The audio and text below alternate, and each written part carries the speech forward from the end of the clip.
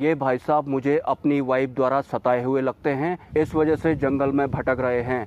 एक कमेंट। तो सर, इस मानव निर्मित माया की चपेट में आने के बाद, या फिर मानव निर्मित विज्ञान की चपेट में आने के बाद, या फिर मानव निर्मित पढ़ाइयों की चपेट में आने के बाद आपने मेरे बारे में इतनी बड़ी पर्सनल बात पब्लिक के सामने कर ही दी है, तो अब मैं आपको बाकी की मेरी बची हुई पर्सनल लाइफ भी बता देता हूँ। इस फोटो को जरा गौर से देखिए। ये मेरे बच्चे की फोटो है, 18 या 19 साल की उसकी उम्र रही होगी।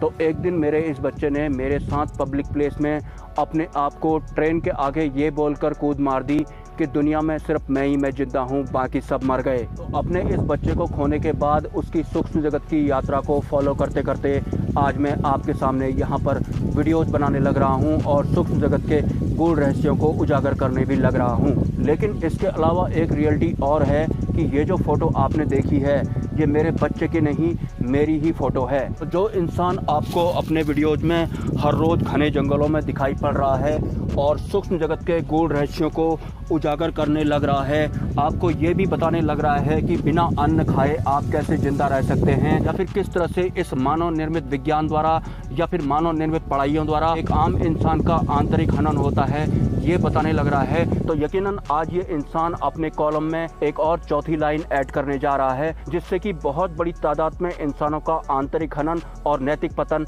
होने लग रहा है। नंबर 1, मानव निर्मित व्यवस्था वाला ये फिजिकल वर्ल्ड। नंबर 2, मानव निर्मित विज्ञान वाला आपका ये फिजिकल वर्ल्ड। नंबर 3, मानव निर्मित पढ़ाइयों वाला आपका ये फिजिकल वर्ल्ड। नंबर 4, मानव निर्मित शादियों वाला आपका ये फिजिकल वर्ल्ड। जो इंसान आपको इन मानव निर्मित व्यवस्थाओं द्वारा इंसानों के आंतरिक हनन या फिर नैतिक पतन होने के बारे में बताने लग रहा है, तो आपने ऐसा सोच भी कैसे लिया कि ये इंसान मानव निर्मित शादियों के बंधन में बंधने वाला है या फिर उलझने वाला है। और यकीनन इन चारों व्यवस्थाओं की चपेट में आने के बाद या फिर मानव निर्मित शादियों की चपेट में आने के बाद एक इंसान का इस हद तक आंतरिक हनन या फिर नैतिक पतन हो जाता है कि वो दूसरे को हर रोज जंगल में देखने के बाद ये सोचने लगता है कि इस इंसान को जरूर इसकी वाइफ द्वारा सताया गया होगा, इस वजह से ही ये इस तरह के घनघोर जंगल में हर रोज आता है।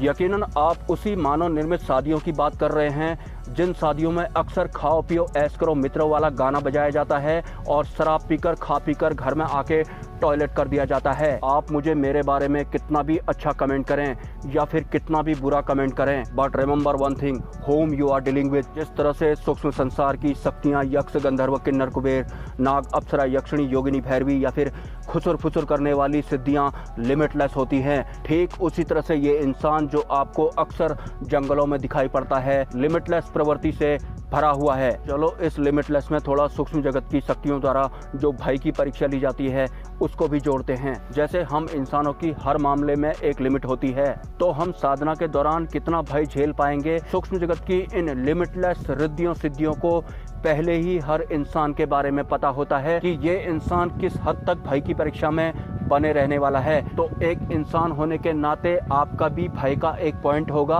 और सूक्ष्म जगत की शक्तियों को पता होता है कि इस भय के पॉइंट के बाद ये इंसान टाइम फिक्स होने वाला है। तो भय के मामले में भी वो लिमिटलेस होती हैं और हम इंसानों की भय के मामले में भी एक लिमिट होती है और सूक्ष्म जगत की शक्तियाँ हर मामले में लिमिटलेस होती हैं, ये आपको भूलना नहीं है। ठीक इसी तरह काम के मामले में भी वो लिमिटलेस होती हैं, क्रोध के मामले में भी वो लिमिटलेस होती हैं, मोह के मामले में भी वो लिमिटलेस होती हैं। तो अगर आप सूक्ष्म जगत की व्यवस्थाओं के लिए पात्रता नहीं रखते हैं तो इन्हीं सूक्ष्म जगत की शक्तियों द्वारा जबरदस्ती आपके दिमाग में कोई मोह का विचार डाल दिया जाएगा और आप मोहग्रस्त हो जाएंगे, मतलब आप मोह की परीक्षा में भी फेल हो जाएंगे, या फिर आपको कोई प्रलोभन दे दिया जाएगा जिससे कि आप उस लोभ की चपेट में आ जाएंगे। फिर आपकी मंत्र साधना या फिर ध्यान साधना खंडित हो जाएगी। इसे अगर मैं इस तरह से सरल भाषा में बताना चाहूँ, एक और उच्च स्तरीय साधु संत ने मुझे कमेंट किया था कि क्या आप बता सकते हैं कि आध्यात्मिक स्तर पर मैं कहाँ हूँ। बाबा जी या फिर गुरु जी, आध्यात्मिक स्तर अगर आपका बहुत ज्यादा ऊंचा होगा तो यकीन मानिए आपको इस तरह का कमेंट करने की जरूरत नहीं पड़ेगी